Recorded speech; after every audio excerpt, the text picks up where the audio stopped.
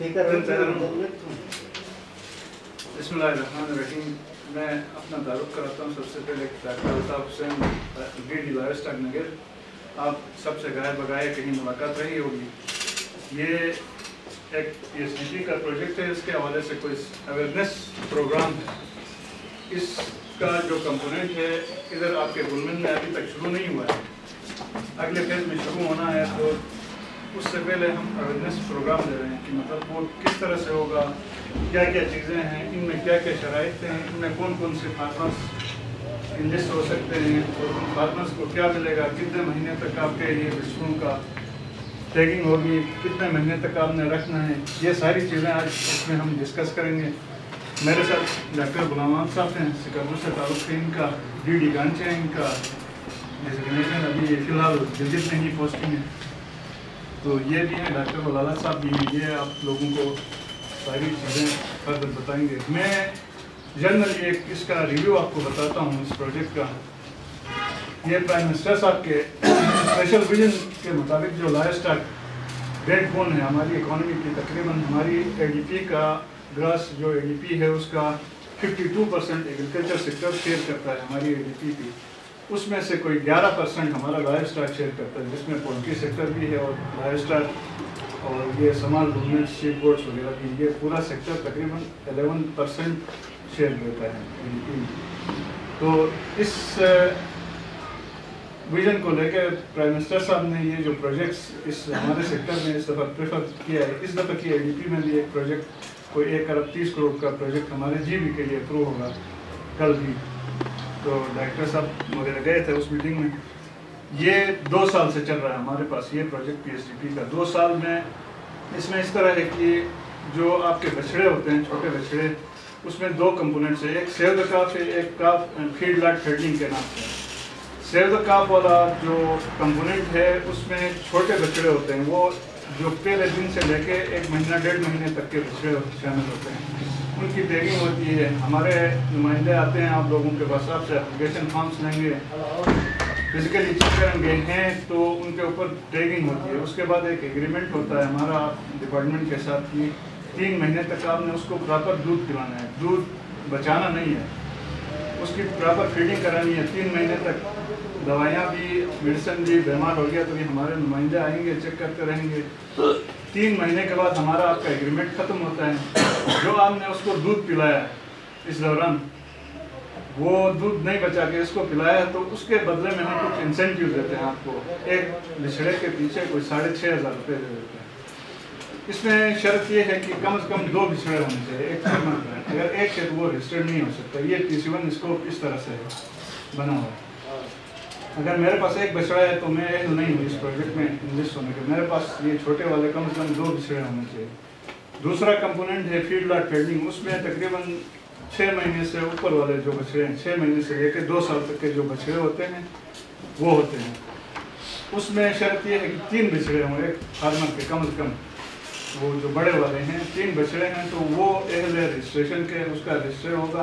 अगर 2 भी हैं तो वो एहल नहीं है, उसके रजिस्ट्रेशन नहीं। ये TC1 स्कोप है, इस पर हम पाबंद हैं।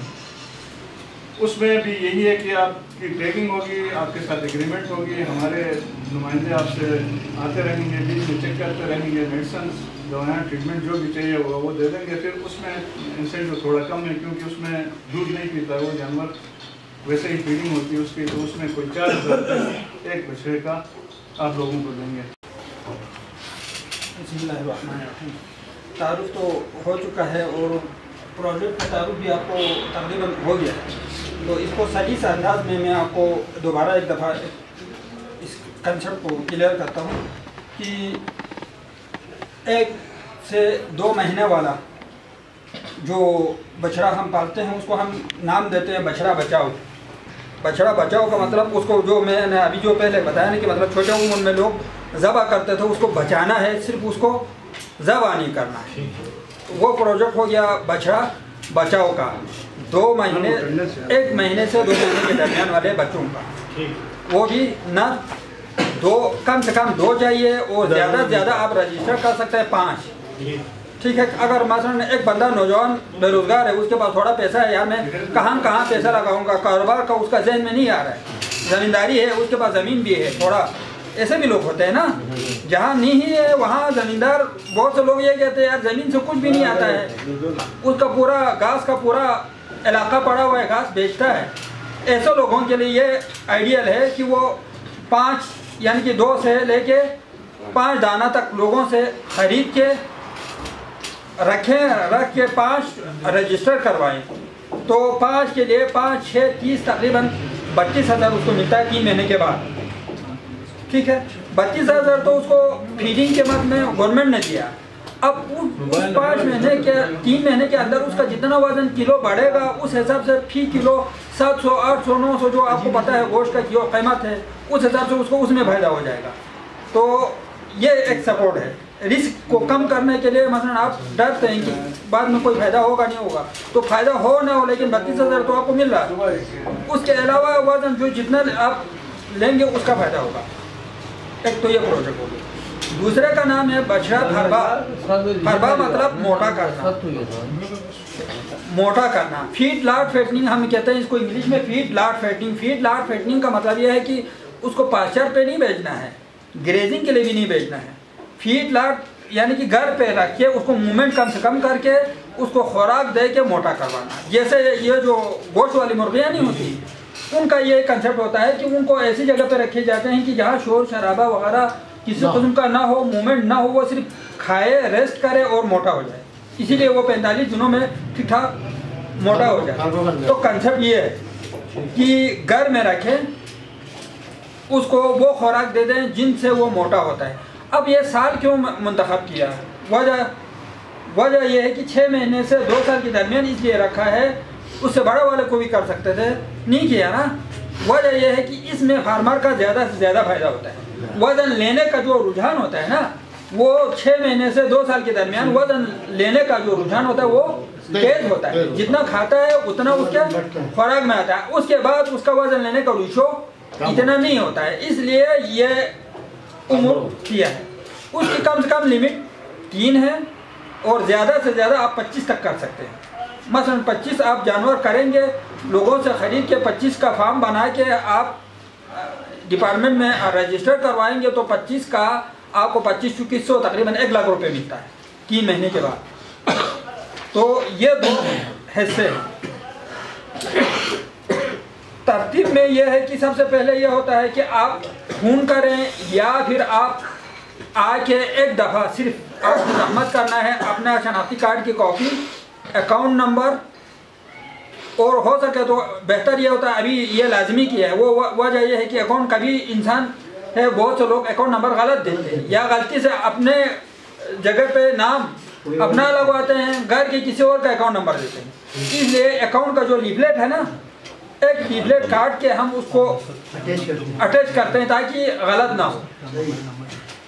जब एप्लीकेशन आप देते हैं तो उसूलन ये होता है कि हमारा जो लाइफ स्टॉक असिस्टेंट होता है, जो करीबी असिस्टेंट, वो जाके आपके पास दूसरा फॉर्म भरते हैं। यानी पहला फॉर्म दरख्वास्त फॉर्म, उसके बाद दूसरा फॉर्म हम भरते हैं फिजिबिलिटी फॉर्म। फिजिबिलिटी फॉर्म में ये देखते हैं कि आपने जो सवाल किया था ना कि ज़मीन है या नहीं है, उसके पास पानी अवेलेबल है या नहीं है, ज़मीन कितना कनाल है, पढ़ा लिखा बंदा है या उसको तजुर्बा है या नहीं है, वो सारा एक डिटेल मौजूद है, वो फिल करते हैं। वो फिल करने के बाद हमारा एक टाइम टेबल होता है कि मसलन जून में हमने इतने जानवरों को यानी कि रजिस्टर करवाना, उसके हर डिस्ट्रिक्ट को कोटा दिया हुआ है। मसलन 50 जानवर इस दफ़ा करना है या 30 जानवर करना है, उस हिसाब से डीडी साहब जो है एलएसएस को देते हैं कि इस एरिया में इतने जानवरों का करो, तो उस हिसाब से जानवर का टारगेट होता है, फार्मर का टारगेट नहीं होता है। मकसद ये है कि मसलन 25 के 3 फार्मर हो गए तो भी ठीक है, अगर 3 के 10 फार्मर हो गए तो भी ठीक है, लेकिन जानवर की तादाद इतने जानवरों को हमने फार्मा करना है, ये एक कंसेप्ट होता है। इसके बाद जब हम फिजिबिलिटी मुकम्मल करते हैं तो उसके बाद आपके जानवर को टैगिंग करते हैं, कान में निशान लगाते हैं। वो निशान लगा के उस पर आपका नाम और नंबर वगैरह लिख के इसलिए रखते हैं कि बाद में कोई भी टीम इधर से डायरेक्टरेट से आएगा या पिछले दफ़ा आया था इस्लामाबाद से टीम आई थी जो मुख्तलिफ घरों में चेक के लिए गया था कि वाकई में इन्होंने जो रजिस्टर करवाया है इन ज़मींदारों के पास जानवर है या नहीं, तो वो आके हो सकता है वो हमें कांटेक्ट किए बगैर आपका फ़ोन नंबर लेके आपके घर ही आ जाए। तो आपके घर पे आते हैं तो हम आपको बुक एक देते हैं, जिस दिन टैग लगाते हैं उसी दिन बुक में उनका एंट्री होता है, पहला जानवर, दूसरा जानवर, तीसरा जानवर, उनका टैग लगा के वो बुक आपके पास रखते हैं। वो विजिट वाला आके उस विजिट बुक में लिखते हैं कि वाकई में ये इधर मौजूद था या नहीं था। तो ये है। तो उसमें दूसरे प्रोजेक्ट में कितने हो गए? 25, यानी 3 से लेके 25 तक रख सकते हैं खरबा करने के। अब आपके काम की चीज़ जो, अच्छा इसी में एक बात रह गई है, तो ये टैगिंग किया, टैगिंग करने के बाद हम क्या करते हैं, उनको जो खरबा करने वाले जानवर है उनको एक तो आइवरमेक्टिन, जिसके लिए आप लोग बहुत ज़्यादा ज़मींदार हमारे पास आते हैं, वो इंजेक्शन हम खुद लगाते हैं उनको मोटा करने के लिए, सेहतमंद करने। उसके बाद उसकी डिवर्मिंग, जो अंदरूनी कीड़े ख़त्म करने के लिए डिवर्मिंग की वजह से भी सेहतमंद हो जाता है, तो वो डिवर्मिंग हम उनको कराते हैं। उसके अलावा दरमियान में कोई भी जानवर अगर उन्हीं रजिस्टर्ड में बीमार हो गया तो ख़ास तौर पे उनका विजिट करके उनका इलाज कर लेते हैं। ये हमारा ऐसा है। आपकी जिम्मेदारी है कि उसको फीड बेहतर खिला के जो जिस चीज़ से वो अगर ज़्यादा से ज़्यादा लेगा वो क्वेश्चन प्लीज, ये डिवर्मिंग ऑटोमेटिकली जब आप लोग इंजेक्शन की वजह से करते हैं तो फिर ये हमेशा के लिए डिवर्म होता है या फिर दोबारा होता है? डिवर्मिंग का उसूल ये है ना कि हर 3 महीना या 6 महीने के बाद डिवर्मिंग करते रहना पड़ता है, बेहतर ये है। तो ये करने के बाद जब 3 महीना मसलन आज से शुरू हो गया, आज के बाद जिस दिन 3 महीना मुकम्मल होता है उसके बाद क्रॉस चेकिंग के लिए हमारा जो है डायरेक्टर से एक टीम या इस्लामाबाद से जो भी टीम आता है वो क्रॉस वेरिफिकेशन करके उस बुक पे लिखते हैं कि ये वाकई में 5 ये मुकम्मल हुआ था या नहीं हुआ था। उस दौरान में अगर आपने दरमियान में बेच दिया या जानवर मर गया तो उसका पैसा नहीं मिलता है। मसलन आपने 5 रजिस्टर किया था, ये भी क्लियर होना ज़रूरी है। 5 आपने रजिस्टर किया था, 5 में से एक जानवर मर गया तो ऐसा नहीं है कि आपका पूरा रिजेक्ट हो जाएगा। आपके बुक में लिखेंगे 5 में से टैग नंबर 3 जो है वो ज़बा हुआ था, लिहाजा बाकी 4 का पैसा मिलेगा। ऐसा नहीं है कि सब का सब रिजेक्ट हो। अगर 5 में से 4 मर गए, 1 रह गया तो उसको पैसा मिलेगा, 1 का पैसा मिलेगा, पूरा फार्म रिजेक्ट नहीं होता। तो ये एक चीज़ हो गया। अब आपको फार्मा करने के लिए एक फार्मूला में आपको जो है ना, जो मुख्तलिफ एक्सपर्ट्स की तरफ से लिखा हुआ है वो मैं आपको बता देता हूँ। इसमें 2 तरीके हैं। जो छोटे वाले हैं ना, छोटे जानवरों के लिए एक फार्मूला है। हम तो वैसे हम खुराक तो सारे खिलाते हैं ना, लेकिन एक मखसूस रीशो में नहीं खिलाते हैं। तो उसमें यह है कि एक तो मकई 10 किलो फार्मूला, उसके साथ गंदुम का जो चोकर है वो 5 किलो, और उसके बाद मैज ग्लूटन या खल बनोला के नाम से मार्केट में आता है वो 5 किलो, पीसी हुई खल जो है ना, पिसा हुआ खल 5 किलो। इन 3 चीज़ों को मिक्स करके उसका वंडा बनाते हैं। वंडा बना के जो छोटे बछड़े हैं ना दूध पीता, उनको 1 हफ्ते के बाद से आप खिला सकते हैं। 1 हफ्ते के बाद से, जिस तरह हम कह रहे हैं कि मतलब दूध बचाना चाहिए, तो दूध बचा के दूध उसको कम करे, लेकिन ये फीड थोड़ा थोड़ा खिलाते जाए। 2 महीने के बाद से उसको वही फार्मूला वाला फीड 1 किलो तक दे सकते हैं। उसकी वजह से उसका मैदा, जो इंटेस्टाइन और मैदा है ना, वो दूध की वजह से देर से बनता है, 3 महीने के बाद बनता है। अगर ये वंडा थोड़ा थोड़ा खिलाते रहेंगे तो वो आहिस्ता आहिस्ता जल्दी उसका मैदा बन जाता है और वो जल्दी दूध से चारे पे आ जाता है। तो ये छोटे बच्चों के लिए फार्मूला आपको दोबारा बताऊं? 5 किलो चोकर, 5 किलो खल और 10 किलो मकई का दलिया, यानी कि उसको थोड़ा पीस के इसका फार्मूला बना के उसका वंडा बना के थोड़ा थोड़ा देना है। यानी कि 2 हफ्ते से आप शुरू कर सकते हैं ये छोटे बच्चों के लिए, ताकि उसका मैदा जल्दी बन जाए और दूध आपका कम से कम खर्च हो और बाद में वो मोटा हो जाए। एक दूसरा इसके लिए जो मार्केट में अवेलेबल है, पंजाब से एक फीड मखसूस अवेलेबल है। वो पंजाब के जो लाइवस्टॉक डिपार्टमेंट है उन्होंने बनाया हुआ है, अनमोल के नाम से। अनमोल के नाम से वो 20 किलो का थैला वहाँ पे मार्केट में अवेलेबल है 635 रुपये का। खैर वो रेट ऊपर नीचे हो जाता है।